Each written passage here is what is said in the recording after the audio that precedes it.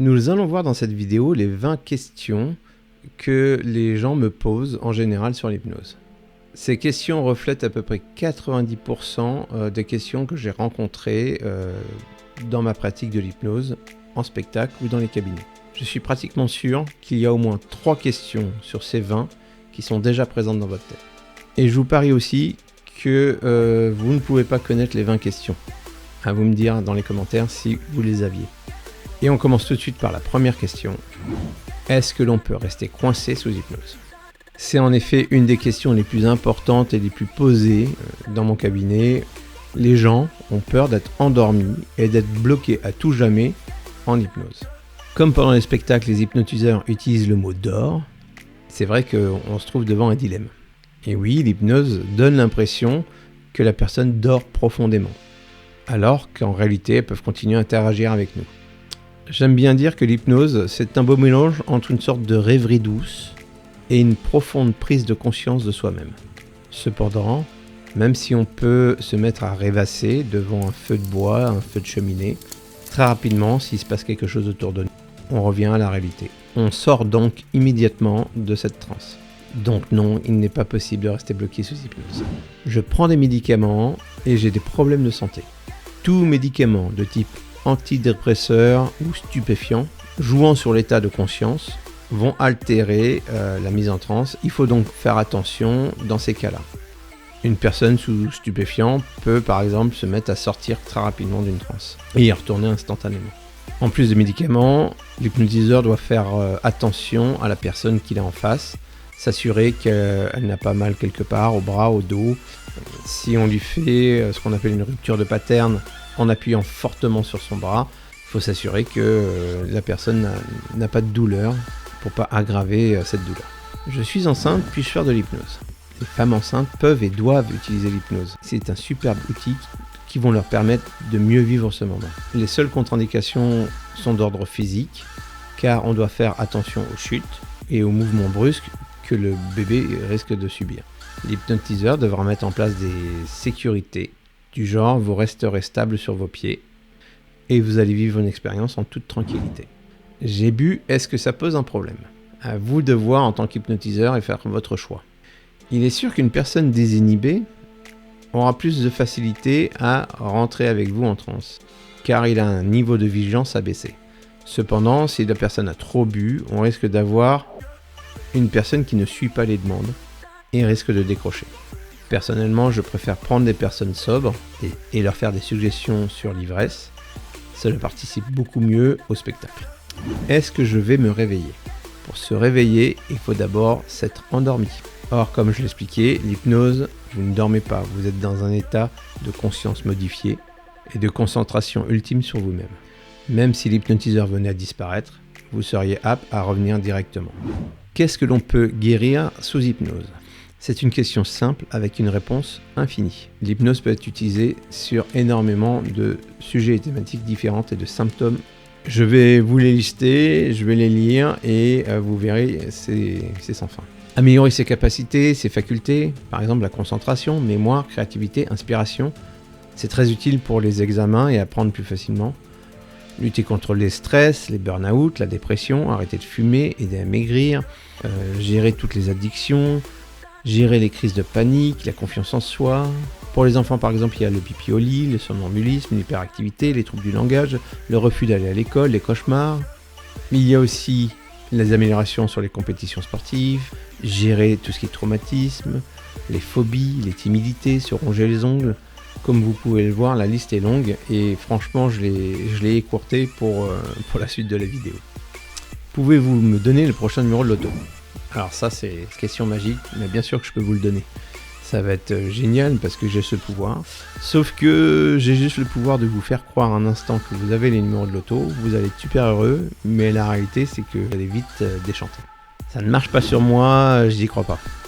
Pour les personnes qui vous disent ça, il n'y a qu'une seule chose à faire. C'est leur dire, si tu n'y crois pas, tu risques rien d'essayer. Est-ce que je peux le faire si je conduis après ? Alors ça, c'est une question où la personne essaie, je pense, de se protéger ou a peur. Mais derrière cette question, vous pouvez amener cette réponse qui est quand vous allez faire un massage et vous détendre complètement, juste après, vous allez pouvoir conduire.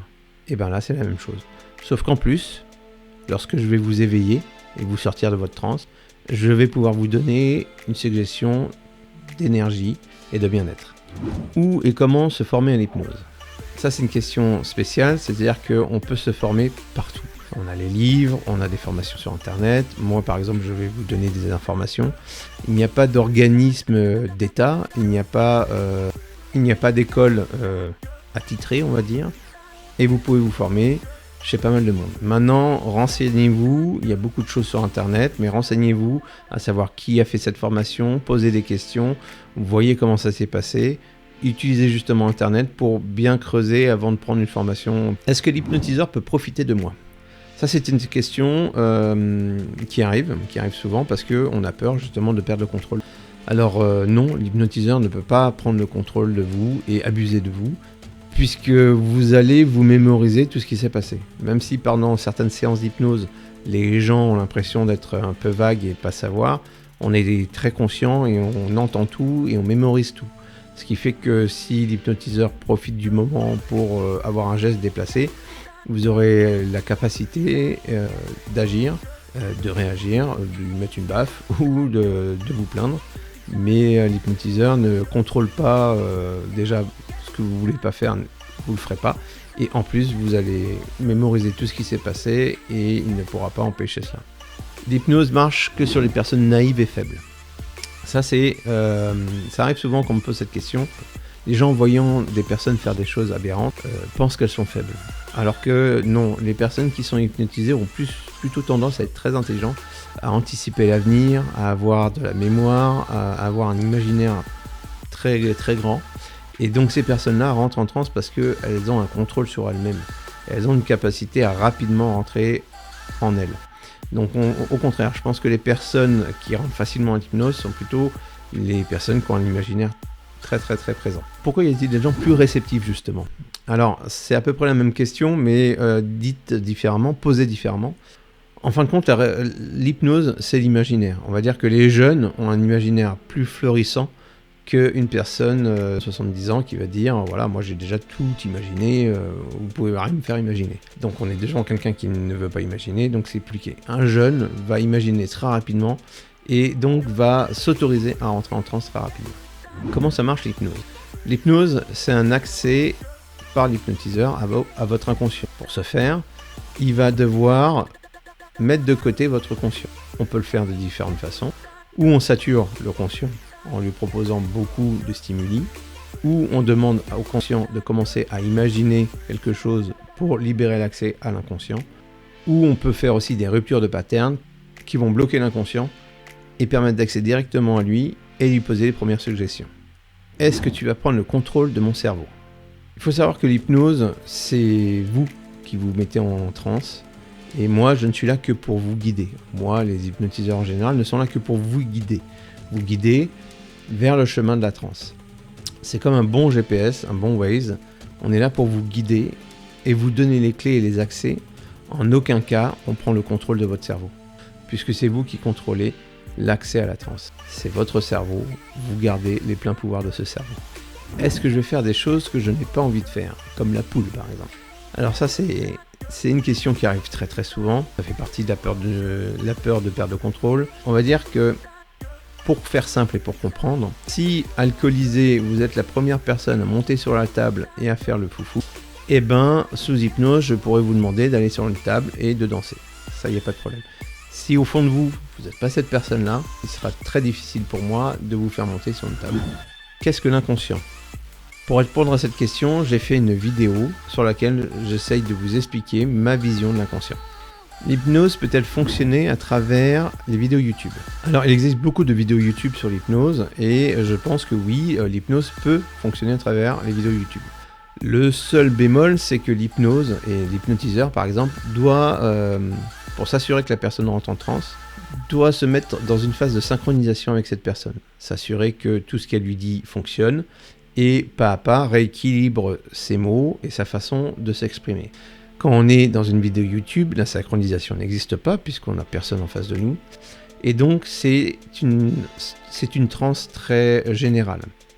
Les personnes qui peuvent rentrer facilement en transe avec des vidéos YouTube, Si vous êtes des personnes qui ont déjà vécu cette transe avec de la vidéo, ou qui sont très sensibles à l'hypnose, ou une capacité d'auto-hypnose. Donc oui, c'est possible. Si vous n'y arrivez pas tout de suite, ça ne veut pas dire que l'hypnose ne fonctionne pas sur vous, ça demande juste de l'entraînement. Est-ce que c'est un don? L'hypnose n'est pas un don. L'hypnose n'est pas un don. Mais il est vrai que tous les hypnotiseurs ne vont pas avoir le même niveau. C'est un peu comme la guitare ou tout autre apprentissage. On peut tous apprendre la guitare, le piano, on peut tous apprendre à dessiner.